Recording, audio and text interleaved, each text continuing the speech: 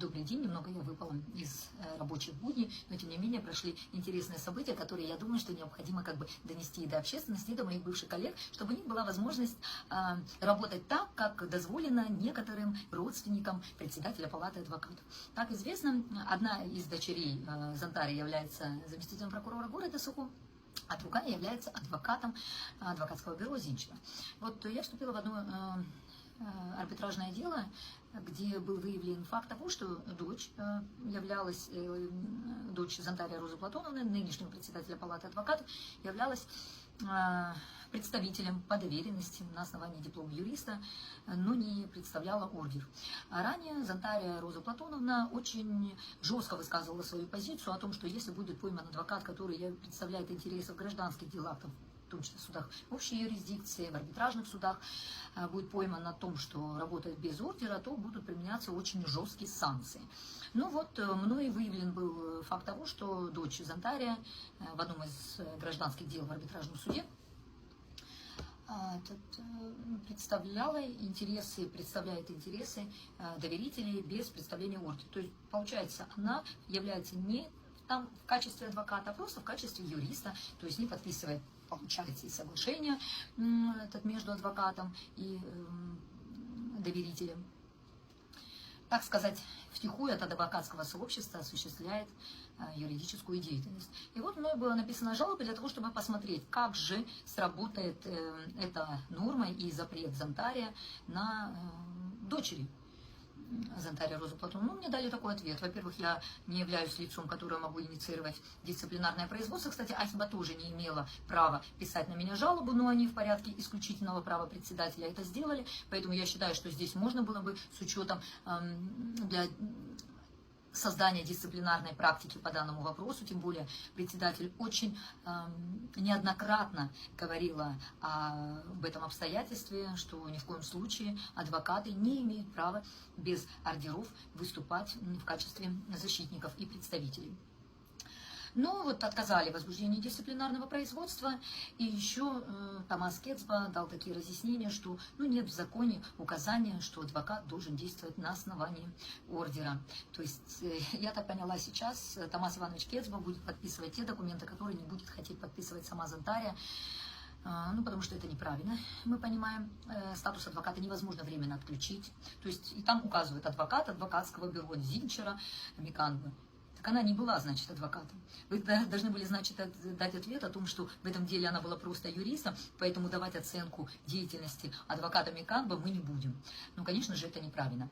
Кстати, Федеральная палата адвокатов Российской Федерации высказала свою позицию по этому поводу, что ни в коем случае адвокат с приостановленным даже статусом не имеет возможности осуществлять юридическую помощь на основании доверенности, на основании диплома юриста. В коем случае, потому что эта деятельность приравнивается к адвокатской деятельности. Вот такие вот дела. Но дочери Зонтаря Розы Платоновны можно все. И вот для моих бывших коллег имейте в виду, позиция Кецба такова, что в арбитражных судах адвокаты могут осуществлять свою деятельность без представления ордера. Так что вам на заметку, работайте с удовольствием в арбитражных суде вот таким способом. Вас не имеют права наказать. Но я думаю, что если попадется неугодный адвокат, может быть, в порядке исключительного права с вами что-то придумают. И еще считаю необходимым рассказать еще по одному делу, где была написана жалоба на адвоката Арчелия о том, что было выявлено при ознакомлении с материалами гражданского дела, было выявлено, что адвокат действовала против интересов людей, чьи интересы она обязана была защищать, так как была назначена адвокатом по требованию, то есть от государства. Как я и ранее опубликовала, то есть адвокат высказал всего лишь 3 фразы за все судебное заседание. Итог судебного заседания был таков, что у ответчиков, чьи интересы представлял адвокат, забрали жилплощадь, квартиру и выписали с указанной квартиры. Адвокат сообщила следующие 3 фразы: не возражает против удовлетворения исковых требований, то есть по отъему жилья, и оставляет этот вопрос на усмотрение суда. Более никаких вопросов.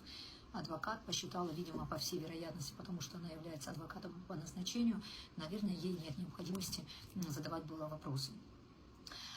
Конечно же, все это неправильно, конечно же, это все незаконно, конечно же, очевидно, что адвокат такой позиции выступала против интереса своих доверителей, в связи с чем лица, чьи интересы я представляю по доверенности, подали 2 жалобы. Одно лицо, у которой забрали квартиру и выписали, и другое лицо, которое выписали из указанной жилплощади. И что же дает нам Палата адвокатов по результатам рассмотрения жалобы?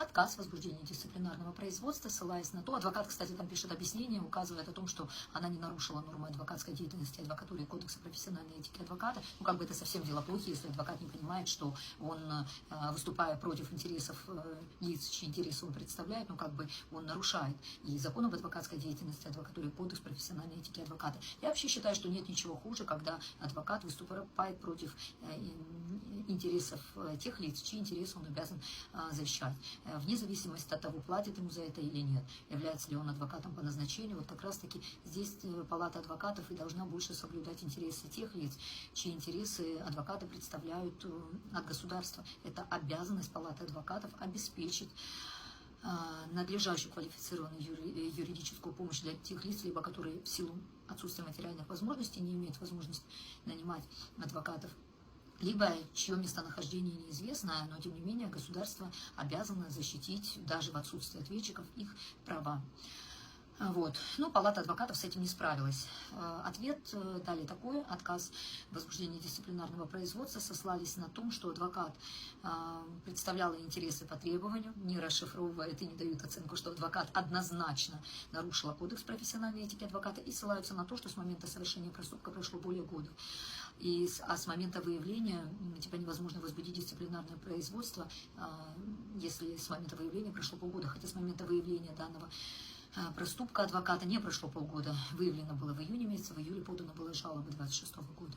Ну, как бы понятно, что Палата адвокатов спасать здесь, этот адвокат свой, она еще поднимала, она там угодила Розе Зонтарь, она поднимала руку против Ольги Габилая, поэтому здесь, конечно, нужно же помогать всеми правдами и неправдами. Ну вот, как Палата адвокатов, которая с нынешним руководством Зонтаря на каждом углу пытается декларировать, что они будут повышать уровень профессиональных